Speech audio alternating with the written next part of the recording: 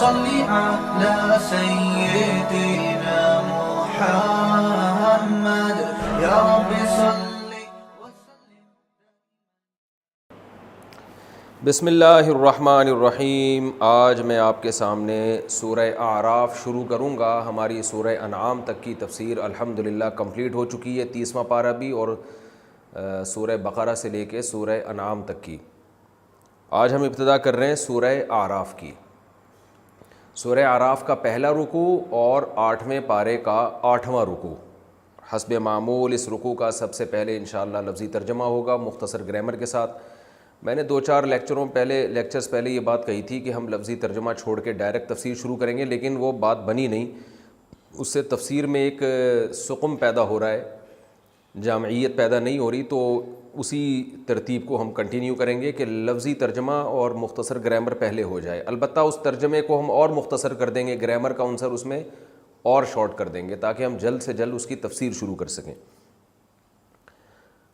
سورہ اعراف کو اعراف کیوں کہتے ہیں؟ اس صورت میں چند رکوع کے بعد آپ دیکھیں گے اللہ تعالیٰ نے اصحاب اعراف کا تذکرہ کیا ہے. اعراف کہتے ہیں جنت اور جہنم کے درمیان ایک دیوار ہے. یا تو اس دیوار کو اعراف کہا جاتا ہے، جیسے کہ 28ویں پارے میں اللہ نے بیان کیا کہ جنت اور جہنم کے درمیان ایک فاصلہ ہوگا بسور، ایک دیوار کا، لہو باب، جس میں دروازہ بھی ہوگا تاکہ اللہ جب چاہیں جنتی اور جہنمیوں کا آپس میں مکالمہ کروا سکیں. تو یا تو اسی دیوار کو اعراف کہا گیا ہے، یا اس دیوار کا جو اوپر کا حصہ ہے جس میں لوگ کھڑے ہوں گے، اس اوپر کے حصے کو اعراف کہا گیا ہے. اور یہ اللہ نے اس لیے رکھا ہے تاکہ اللہ جنتی اور جہنمیوں کا آپس میں مکالمہ کروا سکے. اور وہ دنیا میں تو بحث کرتے تھے نا سب. جہنمی کہتے تھے کوئی جہنم نہیں ہے، کوئی جنت نہیں ہے. تو جب جنتی جنت میں چلے جائیں گے تو اللہ آپس میں ان کا کلام کروائیں گے کہ بتاؤ یہ سب کچھ برحق ہے یا نہیں، آج اپنی آنکھوں سے دیکھ لیا کہ نہیں دیکھا تم نے. تو اعراف کو اعراف کیوں کہتے ہیں؟ دیوار کے بالائی حصے کی وجہ سے. اب اس میں 2 باتیں کہی گئی ہیں. ایک تو یہ کہ یہ نکلا ہے عرف سے، عرف الدیک. دیک کہتے ہیں عربی میں مرغے کو. مرغے کی جو بانک ہوتی ہے نا اس کو عرف کہا جاتا ہے، کیونکہ وہ بہت بلند ہوتی ہے. مرغا جب چیختا ہے تو آپ نے دیکھا گردن اوپر کر کے اوپر تک آواز پہنچا دیتا ہے. تو ہر بلند چیز کو عرف، اور اس کی جمع اعراف. تو چونکہ یہ بھی جنت اور جہنم کے درمیان میں ایک دیوار ہے جس کی اونچائی پر لوگ کھڑے ہوں گے جو جنتی اور جہنمی دونوں کو دیکھ رہے ہوں گے، تو اونچا ہونے کی وجہ سے اس کو اعراف کہا گیا ہے. اور اس سے زیادہ آسان تفسیر یہ ہے کہ جنت اور جہنم کے بیچ میں اس دیوار پہ جو لوگ کھڑے ہوں گے وہ جنتیوں کو بھی پہچانیں گے اور جہنمیوں کو بھی. تو اس پہچان کی وجہ سے ان کو اعراف کہا گیا، کیونکہ عرفان یا عرف کہتے ہیں پہچاننے کو، عارف پہچاننے والا. تو اس سے یہ اعراف کا لفظ نکلا ہے. تو دونوں تفسیریں کی گئی ہیں. ہم اس سورت کو شروع کرتے ہیں. تو میں نے بتایا کہ اس سورت کا نام اعراف کیوں ہے، کیونکہ اس میں ایک امتیازی بات کیا ہے کہ اس میں اصحاب اعراف کا تذکرہ ہے کہ دیوار کے اوپر کچھ لوگ کھڑے ہوں گے جن کی نیکیاں برائیاں برابر ہوں گی. وہ جنت اور جہنم کے بیچ میں ہوں گے. وہ جنتیوں سے بھی کلام کریں گے اور دوزخیوں سے بھی. تو ہم اس کا لفظی ترجمہ شروع کرتے ہیں. بسم اللہ الرحمن الرحیم. الف لام میم صاد. اللہ اعلم بمرادہ. اس کا حقیقی مفہوم اللہ ہی جانتا ہے، متشابہات میں سے ہے. کتاب، یہ ایک کتاب ہے، یعنی ھذا کتاب انزل الیک، نازل کی گئی ہے یہ آپ کی طرف. یعنی یہ کتاب ہے جو آپ پر ابھی ہم جو آیتیں پیش کر رہے ہیں یہ کتاب کا حصہ ہیں. انزل الیک، یہ آپ کی طرف نازل کی گئی ہیں. فلا یکن فی صدرک، پس نہیں ہو آپ کے سینے میں، حرجن، تنگی، منہ، اس کتاب سے. یعنی آپ اس سے تنگی محسوس نہ کریں. کیوں نازل کی گئی ہے؟ لتنذر بہ، تاکہ آپ اس کتاب کے ذریعے ڈرائیں. وذکریٰ، اور یہ نصیحت ہے، للمؤمنین، ایمان لانے والوں کے لیے. اتبعوا، اتباع کرو، ما، اس چیز کی، انزل الیکم، جو نازل کیا گیا ہے تمہارے رب کی طرف سے، من ربکم، تمہارے رب کی طرف سے تم پر. یعنی جو قرآن نازل کیا جا رہا ہے اس کو فالو کرو.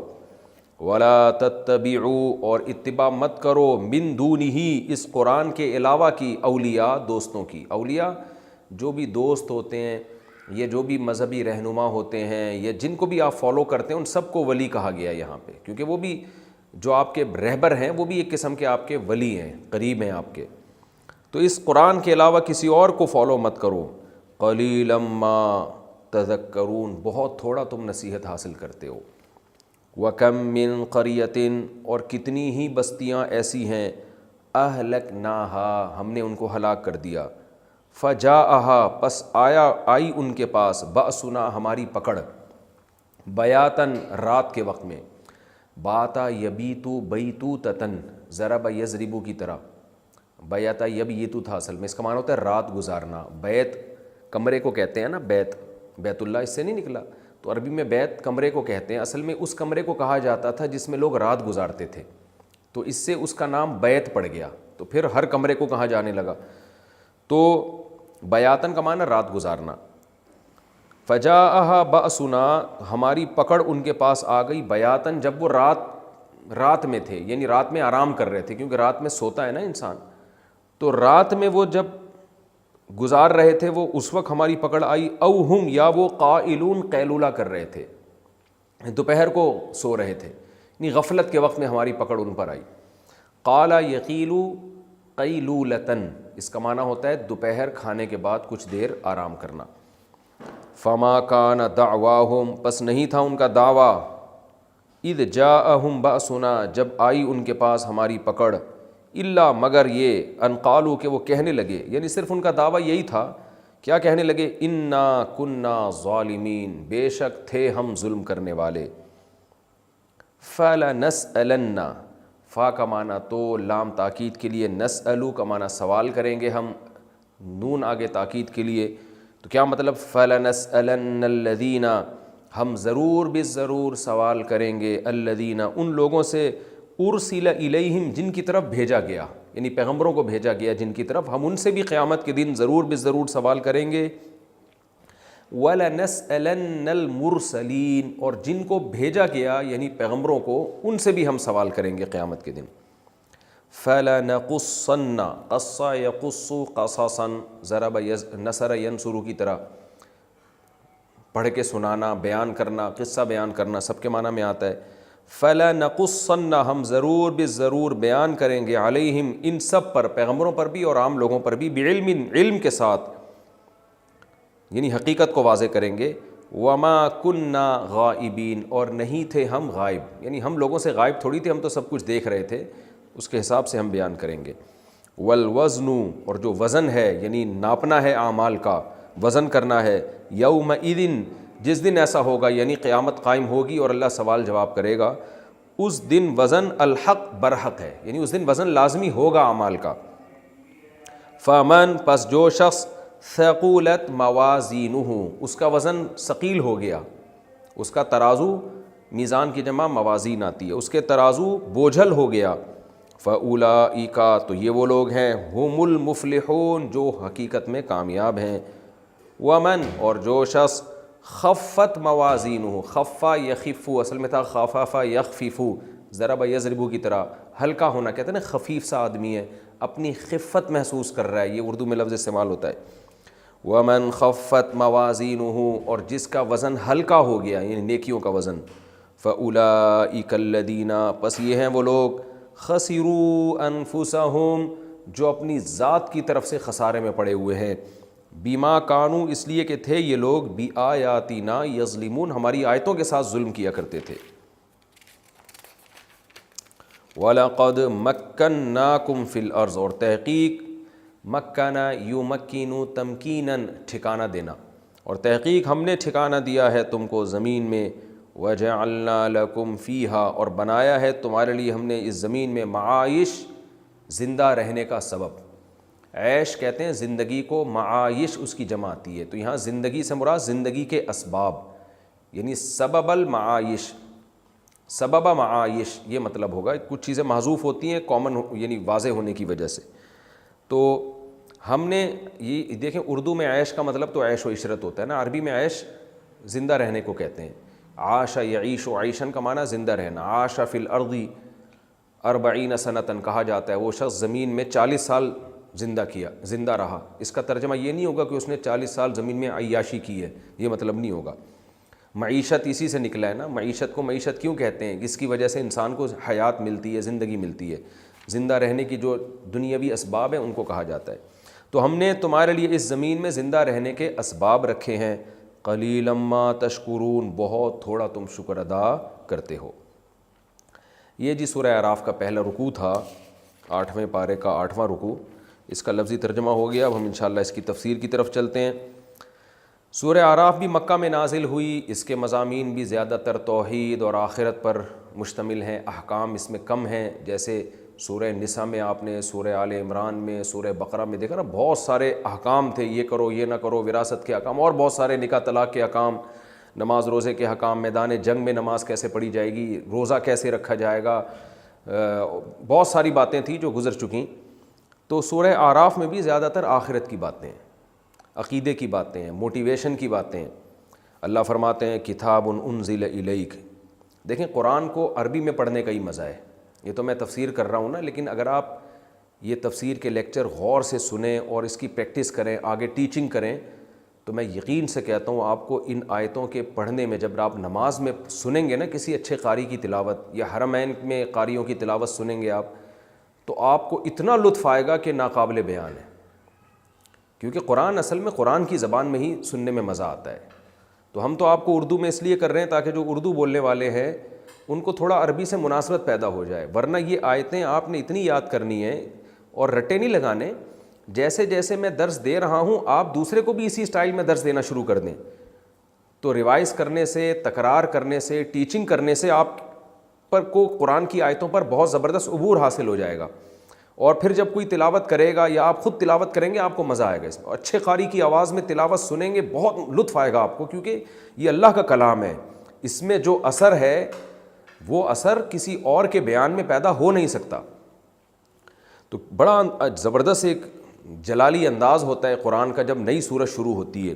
کتاب انزل الیک, یہ کتاب ہے جو آپ کی طرف نازل کی گئی ہے. فلا یکن فی صدرک حرج منہ, آپ کا سینہ اس کی طرف سے تنگی میں نہ پڑے. کیونکہ نبی صلی اللہ علیہ وسلم کا سینہ تنگ ہوتا تھا نا, کیونکہ قرآن میں جو آیتیں نازل ہو رہی تھیں کلچر بالکل اس کے اگینسٹ تھا. تو آپ صلی اللہ علیہ وسلم تنگ ہوتے تھے کہ اب مجھے یہ بات بھی مشرکین کو بتانی ہے, پھر وہ آگے سے مجھے جو ہے وہ رد عمل ہوگا ان کا, اور پھر میری مخالفت ہوگی. تو ظاہر ہے جیسے جیسے آیتیں نازل ہو رہی تھیں ایسے ایسے آپ کی ذمہ داریاں بڑھ رہی ہیں اور ایسے ایسے مخالفت بڑھتی چلی جا رہی ہے. تو قرآن کہہ رہے ہم جو آپ پر آیتیں نازل کر رہے ہیں, اے نبی آپ اپنے سینے کو تنگ نہ کریں. جیسے قرآن میں دوسرے مقام پر آتا ہے کہ ما انزلنا علیک القرآن لتشقى, سورہ طٰہٰ میں شروع میں, کہ ہم نے آپ پر قرآن اس لیے نازل نہیں کیا کہ آپ مشکل میں پڑ جائیں. یہ تو رحمت ہے اللہ تعالیٰ کی, آپ کو سیدھا راستہ اس سے مل رہا ہے, تو آپ صبر کریں اس میں اور آپ اللہ کا پیغام پہنچائیں. یہ لوگ نہیں مانیں گے تو آپ سے سوال نہیں ہوگا. اس طرح سے تسلی دی جا رہی ہے. فلا یکن فی صدرک حرج منہ, آپ کا سینہ اس کی طرف سے تنگی میں نہ پڑے. یہ ہم نے نازل کیوں کی ہے؟ لتنذر بہ, تاکہ آپ اس کے ذریعے لوگوں کو ڈرا دیں, آپ کی ذمہ داری ادا ہو جائے گی.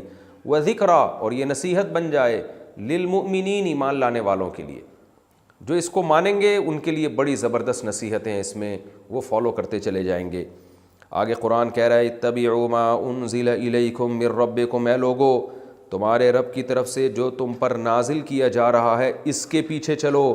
ولا تتبعوا من دونہ اولیاء, اور اس کے علاوہ کسی اور کے پیچھے مت چلو.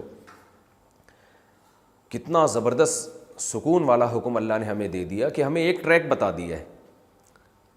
غیر مسلم نہ پریشان ہوتا ہے کب کلچر کو فالو کرنا ہے, کب اپنے باپ دادوں کو فالو کرنا ہے, کب اپنے پنڈتوں کو فالو کرنا ہے, کب اپنے مذہبی رہنماؤں کو فالو کرنا ہے, اور کب عقل کو فالو کرنا ہے. اللہ نے بتا دیا کہ اس کتاب کے علاوہ کسی بھی چیز کو فالو مت کرو, کیونکہ جب اللہ کا کلام نازل ہو گیا تو اب تمہیں کیا پڑی ہے کہ تم اللہ کو چھوڑ کر کسی اور کے پیچھے چل رہے ہو. لیکن اللہ شکوہ کرتے ہیں قلیلا ما تذکرون, نصیحت تم بہت تھوڑی حاصل کرتے ہو. یعنی اتنی سیدھی بات ہے, سیدھی سادی بات ہے, اتنی آسانی سے سمجھ میں آنے والی بات ہے کہ جب اللہ نے گائیڈ کر دیا تو کسی اور گائیڈنس کی کیا ضرورت. لیکن اللہ فرماتے ہیں پھر بھی نصیحت تم بہت تھوڑی حاصل کرتے ہو. جیسے ہم سمجھاتے ہیں نا کسی کو کہ میں کتنی صاف بات کر رہا ہوں کہ تو یہ نہ کھا، یہ نشے کی چیز ہے، یہ نقصان کی چیز ہے، لیکن تیری سمجھ میں آتا نہیں ہے. تو بالکل یہی انداز اللہ تعالیٰ کا ہے کہ تم لوگ نصیحت بہت تھوڑا حاصل کرتے ہو، حالانکہ یہ نصیحت تو ایسی تھی کہ سب کو چاہیے تھا اس نصیحت پر عمل کرتے. وَكَم مِّن قَرْيَةٍ أَهْلَكْنَاهَا. اب انسان چونکہ عیش کی زندگی میں ہوتا ہے، جب قرآن نازل ہوا، قرآن ہدایت دے رہا ہے، ہماری زندگی میں سکون ہوتا ہے اس وقت. قرآن فیوچر سے ہمیں ڈراتا ہے کہ تم اگر فالو نہیں کرو گے تو عذاب آئے گا. تو شیطان وسوسہ ڈالتا ہے کہ کہاں ہے عذاب، ہم تو لائف کو انجوائے کر رہے ہیں، ہم تو ہنسی خوشی زندگی گزار رہے ہیں، ہم تو قرآن کو فالو نہیں کر کے بھی بڑے مزے سے زندگی گزار رہے ہیں. تو قرآن پچھلی امتوں کے واقعات سناتا ہے کہ پچھلی امتوں میں بھی جب عذاب آیا نا تو بتا کے نہیں آیا ان کو. بعض دفعہ راتوں کو اپنے گھروں میں پڑے ہوئے سو رہے تھے، غافل ہو کے اچانک عذاب آ پڑا. اور بعض دفعہ دوپہر میں غفلت کا جو ٹائم ہوتا ہے، انسان تھکا ماندہ جب کھانا کھا کے آرام کرتا ہے تو کیسے سکون کی نیند سو رہا ہوتا ہے، تو ایسے وقت میں ان کے اوپر عذاب آیا ہے. تو وہ وقت جو سب سے زیادہ غفلت کا ہے اس میں ان پر عذاب آیا. تو تم اس عیش و عشرت کی زندگی کو دیکھ کر اس خوش فہمی میں نہ رہو کہ عذاب ایسے وقت میں آ ہی نہیں سکتا جب ہمیں کوئی ٹینشن نہ ہو. تو یہ خوش فہمی ہے تمہاری. کم من قریۃ، کتنی ہی بستیاں ایسی ہیں، اہلکناہا، ہم نے ان کو ہلاک کر دیا. کیسے ہلاک کیا؟ فجاءہا بأسنا بیاتن، ہماری پکڑ ان کے پاس آئی راتوں کے وقت میں جب وہ غفلت میں تھے. او ہم قائلون، یا سارے کے سارے وہ دن میں قیلولے کر رہے تھے. یہ انگریزوں کے بر صغیر میں آنے کے بعد 3 ٹائم کا کھانا شروع ہوا ہے. ورنہ قرآن سے بھی پتہ چلتا ہے، تاریخ سے بھی پتہ چلتا ہے کہ پوری دنیا میں 2 ٹائم کا کھانا کھایا جاتا تھا، بکرتاً و عشیہ، جس کو قرآن بھی کہتا ہے صبح و شام. نبی صلی اللہ علیہ وسلم کی سیرت سے بھی یہ پتہ چلتا ہے. وہ کون سا کھانا ہوتا تھا کہ صبح وہ لوگ فجر کے وقت اٹھ جایا کرتے تھے، اپنے کاموں کے لیے چلے جایا کرتے تھے، کھاتے نہیں تھے.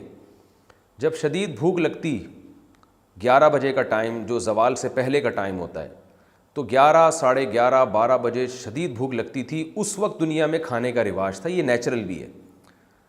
تو اس وقت کیا ہوتا تھا، سورج چڑھ رہا ہوتا تھا بلندی کی طرف، ہوا میں آکسیجن کا ریشو بھی آہستہ آہستہ کم ہوتا ہے جیسے جیسے سورج بلندی کی طرف جاتا ہے. اس وقت آپ کو ایک تھکاوٹ کا احساس ہوتا ہے. تو آپ اس وقت کھانا کھاتے ہیں، کھانا کھانے سے بھی نیند آتی ہے، سارا بلڈ کا جو سرکولیشن ہے وہ معدے کی طرف چلا جاتا ہے، دماغ سکون چاہتا ہے، اور ٹائم بھی ایسا ہے جو سکون کا ٹائم ہے. تو اس وقت پھر پوری دنیا میں رواج، کافروں میں بھی مسلمانوں میں بھی، جیسے قرآن میں پتہ چلتا ہے نا کہ حضرت موسیٰ علیہ السلام دوپہر کے وقت میں نکلے اور اس وقت لوگ غفلت میں تھے، یعنی سو رہے تھے لوگ. تو پتہ چلا فرعونی بھی اس وقت آرام کیا کرتے تھے. حضرت موسیٰ کسی عذر سے نکل گئے ہوں گے. تو قومی سطح پہ سب کا یہ رواج تھا، یہ فطرت ہے. اور گوروں نے بھی ان آیتوں کو کوٹ کیا ہے، جو قیلولے کے قائل ہیں نا آج دنیا میں غیر مسلم گورے، میں نے خود دیکھا ہے، انہوں نے اس آیت کو کوٹ کیا ہے کہ قرآن بھی قیلولے کا تذکرہ کرتا ہے. اور حدیث میں تو ہے قیلوا فإن الشیطان لا یقیل، فرمایا قیلولہ کیا کرو، شیطان قیلولہ نہیں کرتا، یعنی دوپہر کھانے کے بعد کچھ دیر آرام. تو پہلی قومیں یہ کیا کرتی تھیں. تو اس وقت کھانے کے بعد آپ تھوڑی دیر آرام کرتے تھے، تو اس آرام سے آپ فریش ہو جاتے، کھانا بھی ہضم ہوتا، اور رات تک کے لیے آپ کی باڈی میں ایک انرجی پیدا ہو جاتی. صبح 11 بجے تک تو رات کا کھانا آپ کو چلائے گا، رات کی نیند چلائے گی آپ کو. پھر اس کے بعد وہ کھانا کھایا کرتے تھے عشاء سے پہلے. عشاء سے پہلے کھانا کھایا، عشاء کی نماز پڑھی اور فوراً سو گئے. یہ 2 ٹائم پہ اگر آپ آ جائیں تو آپ کی صحت بھی قابل رشک ہو جائے گی. یہ جو آج کل لوگوں کا وزن بڑھ رہا ہے نا، 3 4 5 10 ٹائم کھا رہے ہیں پی رہے ہیں، خیر یہ بھی ٹاپک نہیں ہے ہمارا، یہ تو اس کے ضمن میں ایک بات آ گئی تو میں نے آپ کے سامنے عرض کر لی. تو فجاءہا بأسنا بیاتن، اللہ فرماتے ہیں رات کے وقت میں ہماری پکڑ آئی. او ہم قائلون، یا وہ دوپہر میں غفلت سے سو رہے تھے. فما کان دعواہم اذ جاءہم بأسنا، بس نہیں تھا ان کا دعویٰ، اذ جاءہم بأسنا، جب ہماری پکڑ ان کے پاس آئی، الا ان قالوا، صرف یہی تھا. کیا کہتے تھے؟ انا کنا ظالمین، یہی دعوے کرتے تھے واقعی ہم ظالم ہیں. اس سے پہلے پیغمبروں کے سمجھانے پر ان کی سمجھ میں بات نہیں آتی تھی. جب اچانک عذاب آتا نا غیر متوقع کہ یار یہ کیا ہو گیا، پھر توبہ استغفار کرنے لگتے، اللہ ہم سے غلطی ہو گئی معاف کر دے. لیکن اللہ کی عادت ہے کہ جب عذاب اپنی آنکھوں سے دیکھ لیا جاتا ہے تو اللہ معاف نہیں کرتے. تو اللہ ہمیں بھی سمجھا رہے ان آیات میں کہ تم بھی اس خوشحالی کی زندگی میں اللہ سے غافل نہ ہو جاؤ. فَلَنَسْأَلَنَّ الَّذِينَ أُرْسِلَ إِلَيْهِمْ. اس سے پہلے تو اللہ نے دنیا کی حالت ذکر کی کہ دنیا میں بھی بہت سی بستیوں میں ایسے عذاب آئے ہیں. اب آخرت کا تذکرہ کر رہا ہے کہ فَلَنَسْأَلَنَّ الَّذِينَ أُرْسِلَ إِلَيْهِمْ. جن کی طرف پیغمبروں کو بھیجا گیا ہم ان سے ضرور بالضرور سوال کریں گے. سوال کریں گے کہ تم نے قرآن کو، پیغمبروں کی تعلیمات کو فالو کیا کہ نہیں کیا. وَلَنَسْأَلَنَّ الْمُرْسَلِينَ. اور ہم ضرور بالضرور سوال کریں گے پیغمبروں سے بھی. پیغمبروں سے دو سوال ہوں گے، یا تو یہ کہ آپ نے دعوت کا کام پہنچایا کہ نہیں پہنچایا، یا یہ کہ ان آپ کے امتیوں نے آپ کی تعلیمات پہ عمل کیا یا نہیں کیا. تو اس میں بتایا گیا ہے کہ جب پیغمبروں سے سوال ہوگا تو تم کس کھیت کی مولی ہو، تم سے بھی سوال کیا جائے گا. فَلَنَقُصَّنَّ عَلَيْهِمْ بِعِلْمٍ.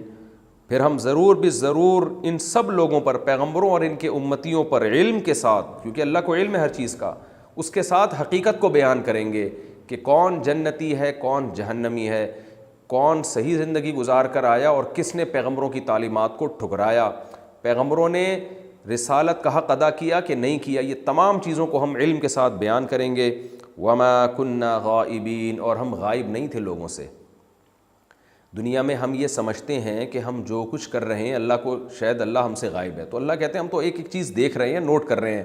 اسی علم کی بیس پر ہم قیامت کے دن ایک ایک چیز کو تمہارے سامنے کھول کر بیان کر دیں گے. وَالْوَزْنُ يَوْمَئِذٍ الْحَقُّ. جس دن ایسا ہوگا، یہ تنوین آتی ہے نا، میں نے بتایا یومئذ یعنی اذ کان کذا، جس دن ایسا ہوگا، جس دن قیامت برپا ہوگی، جس دن سوال و جواب کا سلسلہ ہوگا، تو اس دن جو وزن کرنا ہے اعمال کا وہ برحق ہے، یعنی وزن ہو کے رہے گا اعمال کا. جیسے کہ قرآن میں دوسری جگہ پر آتا ہے وزن وزن وزن، تو اللہ کہتے ہیں یہ وزن حقیقت ہے، یہ ہوگا، ایسا نہیں کہ تمہیں ہم ایسے ہی چھوڑ دیں گے. فمن ثقلت. اور اللہ کا جو ایک قاعدہ ہے وہ بھی برحق ہے. وہ قاعدہ کیا ہے؟ فمن ثقلت موازینہ. جس کا وزن بھاری ہو گیا، یعنی نیکیوں کا پلڑا بھاری ہو گیا. فاولئک هم المفلحون. یہی لوگ حقیقت میں کامیاب ہیں. ومن خفت موازینہ. اور جن کے میزان ہلکا ہو گیا، برائیاں بھاری ہو گئیں، نیکیوں کا پلڑا ہلکا ہو گیا. فاولئک الذین خسروا انفسهم. یہ ہیں وہ لوگ جو اپنی ذات کی طرف سے خسارے میں پڑ گئے، برباد کر دیا انہوں نے اپنے آپ کو. بما کانوا. اس لیے کہ تھے یہ لوگ بآیاتنا یظلمون. ہماری آیتوں کے ساتھ ظلم کیا کرتے تھے، ناانصافی کیا کرتے تھے. تو اللہ کی آیات کے ساتھ ناانصافی کیا ہے؟ ان آیات پر ایمان نہ لانا، یا ان آیتوں پر ایمان لانا مگر ان کو فالو نہ کرنا. تو کسی بھی قسم کی ناانصافی کو ظلم کہا جاتا ہے. اور اللہ کی آیات کے ساتھ انصاف کیا ہے؟ کہ ان آیات پر ایمان لانا، ان کی تلاوت کرنا، ان کے درس کو سننا، اس کی تفسیر کو سمجھنا، اس کی آگے تبلیغ کرنا اور ان احکام کو فالو کرنا. تو ظلم کے بالمقابل ہوتا ہے انصاف. تو اللہ ہمیں انصاف کرنے والا بنائے، اور انصاف میں بھی پھر ایکسیلنسی ہے، بھرپور طریقے سے عمل کرنا. رسول اللہ صلی اللہ علیہ وسلم نے فرمایا نا، خیرکم من تعلم القرآن وعلمہ. تم میں سب سے بہتر وہ ہے جو قرآن سیکھے اور دوسروں کو سکھائے. اس لیے میں بار بار آپ سے کہتا ہوں کہ یہ تفسیر کے لیکچر جو ہمارے اسٹوڈنٹ سن رہے ہیں یا سن رہی ہیں خواتین ہیں، آگے اس کو پہنچائیں. آپ اسی انداز میں آگے درس قرآن کا آپ انعقاد کریں، آگے لوگوں کو، چاہے وہ آپ اس کو یوٹیوب پہ ڈالیں یا ویسے آپ لوگوں میں پبلش کریں اس کو، یا درس قرآن کے حلقے گھروں میں لگائیں، لیکن آپ آگے اس کو ڈیلیور کریں. تو یہ پھر قرآن کے ظلم کے بالکل اگینسٹ چیز ہو جائے گی. عمل تو کرنا ہی کرنا ہے، پہلا درجہ تو عمل ہے. آگے اللہ تعالیٰ ارشاد فرماتے ہیں وَلَقَدْ مَكَّنَّاكُمْ فِي الْأَرْضِ. اور تحقیق ہم نے ٹھکانہ دیا ہے تمہیں زمین میں. بار بار قرآن اس بات کو ذکر کرتا ہے، تم خود بخود تھوڑی آ گئے ہو زمین میں، ہم نے ٹھکانہ دیا ہے. کیسے دیا ہے اس کا تذکرہ اگلے رکوع میں آئے گا. وَلَقَدْ مَكَّنَّاكُمْ فِي الْأَرْضِ. ہم نے زمین میں تمہیں ٹھکانہ دیا ہے. وَجَعَلْنَا لَكُمْ فِيهَا مَعَائِشَ. اور اس زمین میں تمہاری زندگی کے اسباب رکھیں. زمین تمہیں ہینڈ اوور بھی کر دی، تمہارے قبضہ بھی دے دیا، اور قبضہ دینے کے بعد سارے اسباب و وسائل بھی پیدا کر دیے تاکہ عزت کے ساتھ سکون سے زندگی گزارو.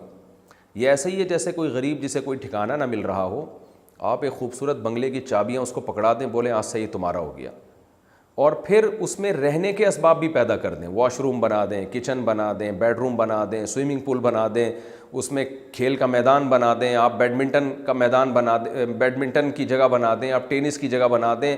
جو ایک لگژری بنگلہ ہوتا ہے نا، جس میں اچھی زندگی گزارنے کے تمام لوازمات ہوتے ہیں. تو جو کسی غریب کو ایسا بنگلہ دے گا اور تمام لوازمات کے ساتھ، اس کا اس غریب پر کیسا احسان ہوگا. تو اللہ فرماتے ہیں پوری زمین ہم نے تمہارے حوالے کر دی ہے. انسان کی اوقات کیا ہے، چیونٹی سے بھی چھوٹا ہے انسان اس کائنات میں. پوری زمین ہینڈ اوور کر دی ہم نے تمہارے، اور ہینڈ اوور کر کے ایسے ہی نہیں کہ اب جو ہے تم خود چاند اور ستاروں سے جا کے اپنی خوراک کا بندوبست کرو. یہی سب کچھ تمہارے لیے پیدا کر دیا، ذریعہ معاش یہی بنا دیا ہم نے تمہارے لیے. لیکن قرآن یہاں بھی وہی شکایت کرتا ہے، قلیلا ما تشکرون، تم شکر بہت تھوڑا کرتے ہو. کیسے ناشکری ہے؟ مانتے ہی نہیں کہ اللہ نے دیا ہے یہ بھی ناشکری. جو مان لیتے ہیں وہ اللہ کے ساتھ دوسروں کو شریک کرنا شروع کر دیتے ہیں، یہ بھی ناشکری.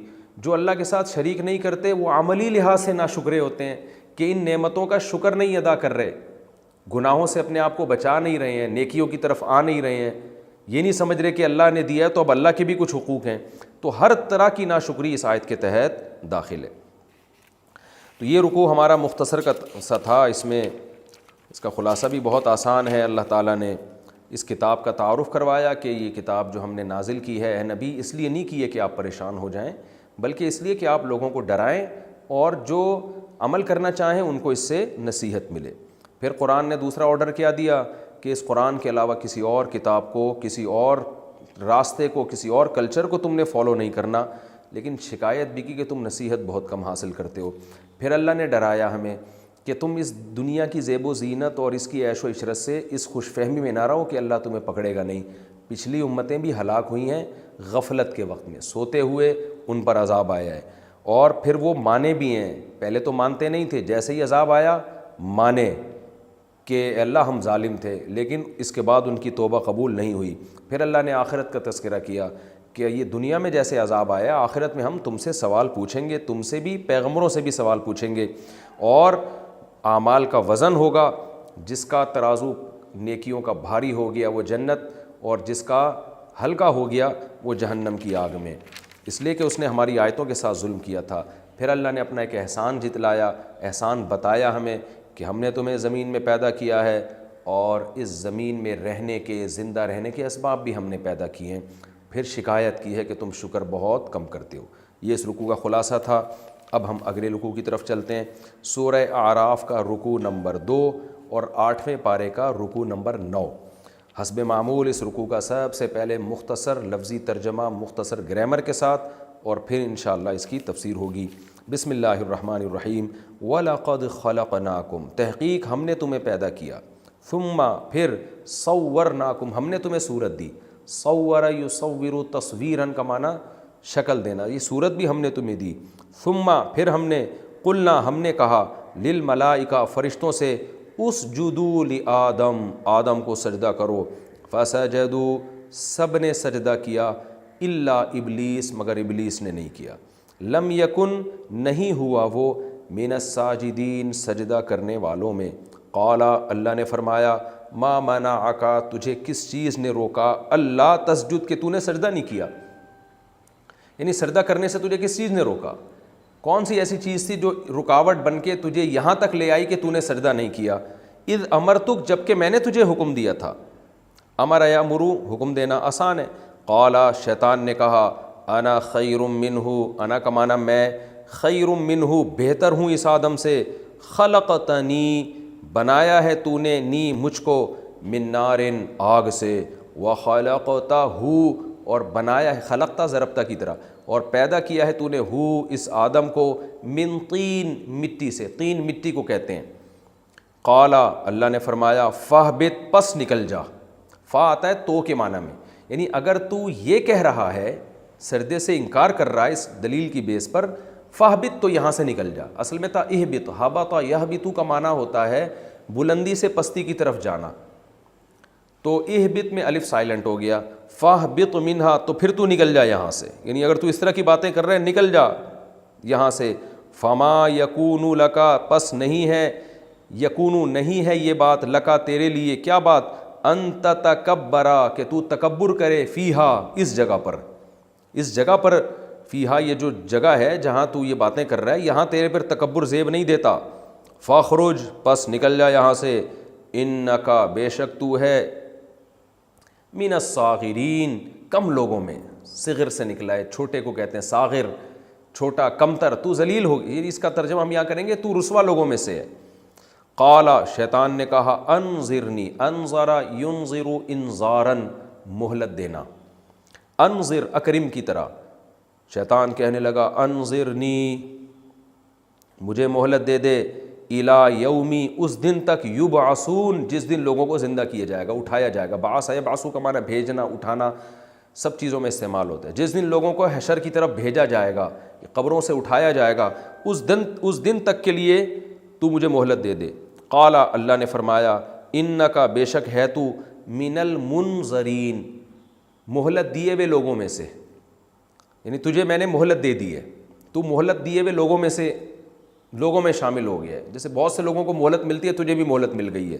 انظر ینظر انظارا, مہلت دینا, منذر, مہلت دینے والا, منظر, جسے مہلت دی جائے, منظرین اس کی جمع.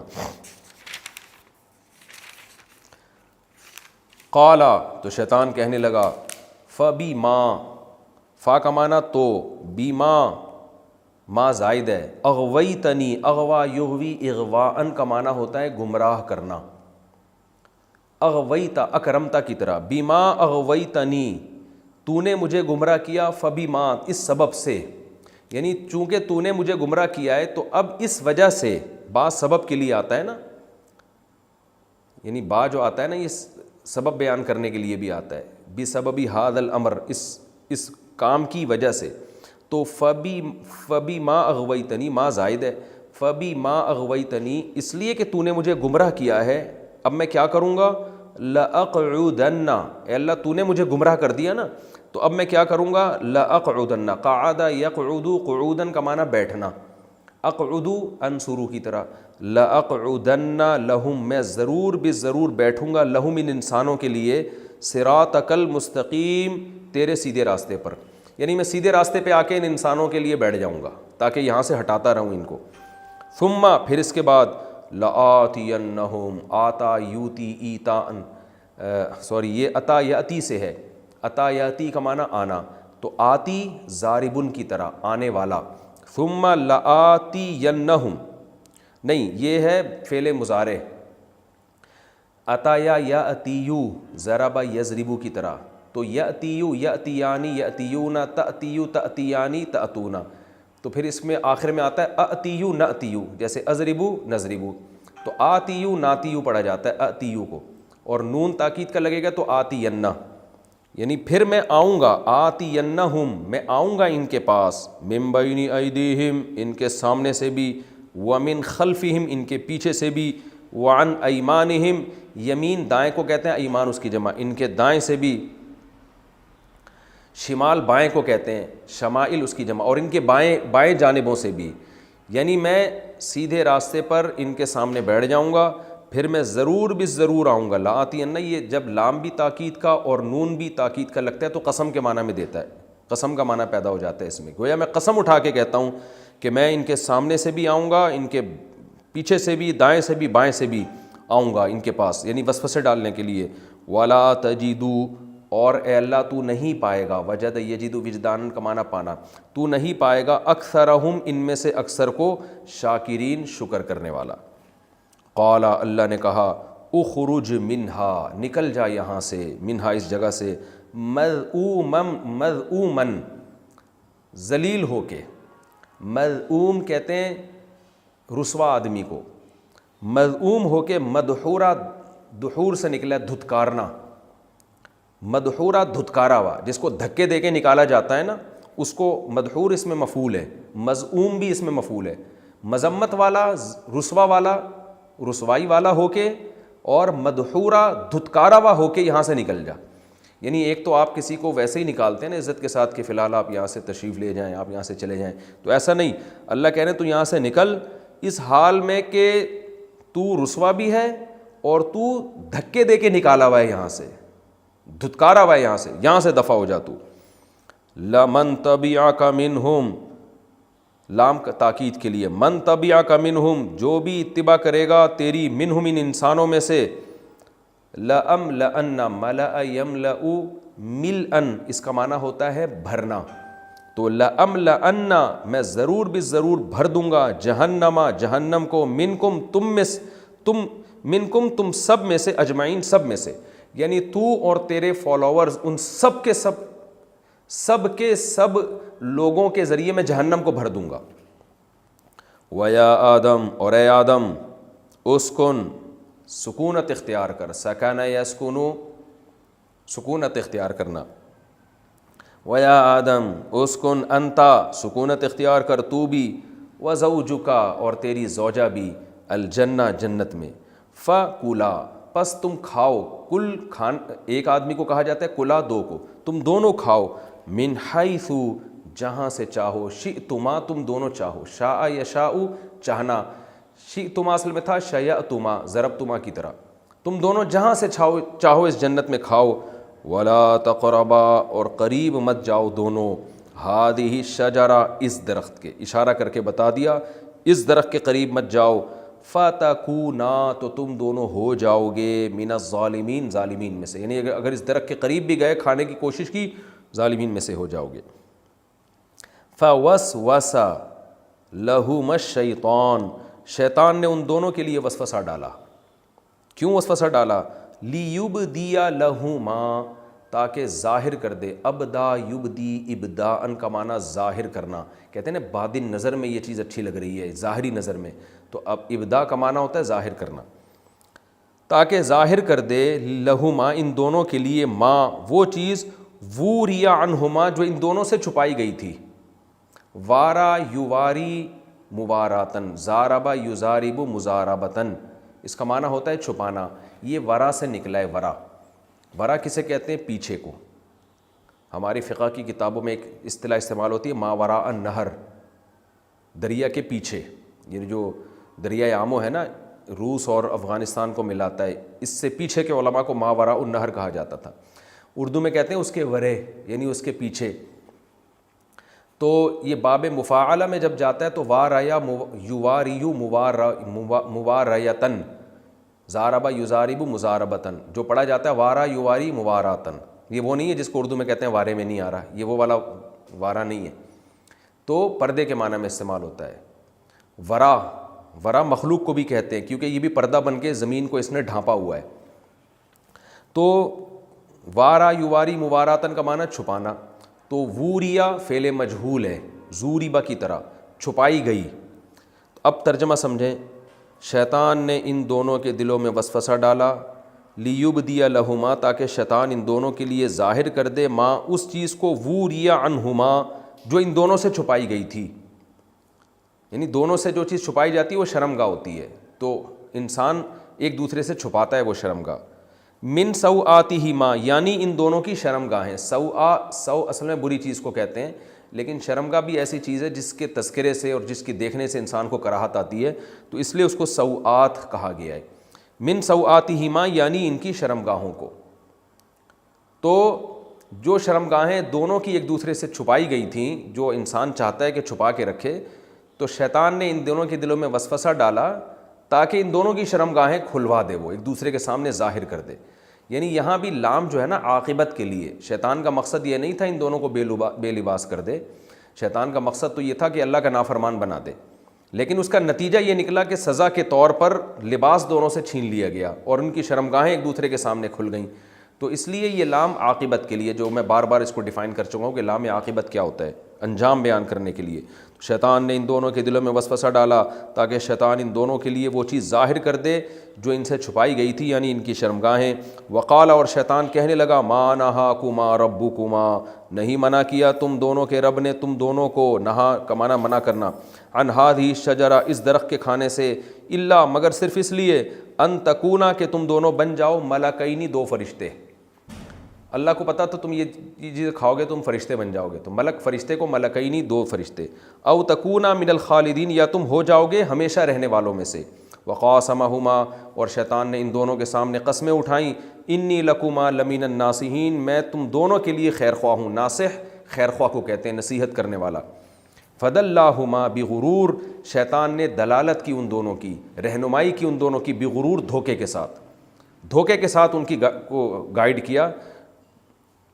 فلما ذاق الشجرہ پس جب دونوں نے چکھا درخت کو، بدت لہما، بدا یبدو کا معنی ظاہر ہونا، بداوت تھا اصل میں، ظاہر ہو گئی ان دونوں کے لیے سوآتہما، ان دونوں کی شرمگاہیں، وطفقا یخصفانی، تفقہ کا معنی ہوتا ہے کسی کام کو آپ جب اسٹارٹ شروع کر دیں، کرنے لگیں، اس کا ترجمہ عربی میں یہ ہوتا ہے، لگیں سے آتا ہے، وطفقا، اور وہ کرنے لگے، یخصفانی، ڈالنے لگے، خصف یخصف، چھپانے لگے، علیہما، اپنے اوپر، یعنی ڈالنے لگے اپنے اوپر، من ورق الجنہ، جنت کے پتوں کو، وناداہما، اور پکارا ان دونوں کو، ربہما، ان دونوں کے رب نے، کیا پکارا، الم انہکما، نہا ینہا، روکنا، انہا، کیا میں نے روکا نہیں تھا، کما، تم دونوں کو، ان تلکما الشجرہ، اس درخت سے، تلکما کا معنی تم دونوں سے میں خطاب کر رہا ہوں کہ کیا تم دونوں کو اس درخت سے میں نے روکا نہیں تھا، وَأَقُلْ، اور میں نے کہا تھا تم سے، لَكُمَا، تم دونوں کو کہا تھا،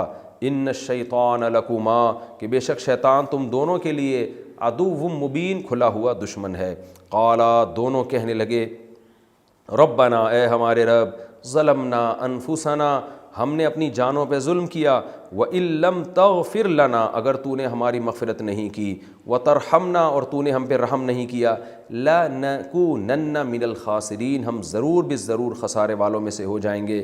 قال، اللہ نے فرمایا، اہبطوا، نکلو یہاں سے، اترو یہاں سے، جنت سے زمین کی طرف اترو، بعضکم لبعض عدو، تم میں سے بعض بعض کے دشمن ہوں گے، اب یہ امن نہیں ملے گا تمہیں، زمین میں اب تمہاری اولادیں لڑیں گی آپس میں، وَلَكُمْ فِي الْأَرْضِ، اور زمین میں ہے تمہارے لیے مستقر، ایک قرار گاہ، ٹھکانہ ہے زمین میں، وَمَتَاعٌ، اور فائدے کی چیزیں ہیں، سامان ہے، إِلَىٰ حِين، کچھ وقت تک کے لیے، کچھ وقت اب تمہیں زمین میں رہنا ہے۔ قَالَ فِيهَا، پھر اللہ نے کہا، فِيهَا تَحْيَوْنَ، اسی زمین میں تم زندگی پاؤ گے، حی یحییٰ، زندہ رہنا، وَفِيهَا تَمُوتُونَ، اسی زمین میں تمہاری موت واقع ہوگی، وَمِنْهَا تُخْرَجُونَ، اور اسی زمین سے تمہیں اخراج کیا جائے گا، دوبارہ نکالا جائے گا۔ یہ سورہ اعراف کا رکوع نمبر 2 اور 8ویں پارے کا رکوع نمبر 9، اس کا لفظی ترجمہ مختصر گرامر کے ساتھ مکمل ہو گیا۔ اگلے ایپیسوڈ میں انشاءاللہ ہم سورہ اعراف کے رکوع نمبر 2 اور 8ویں پارے کے رکوع نمبر 9 کی انشاءاللہ ہم تفسیر شروع کریں گے۔ اللہ تعالیٰ سمجھنے کی، عمل کی توفیق عطا فرمائے۔ وما علینا الا البلاغ۔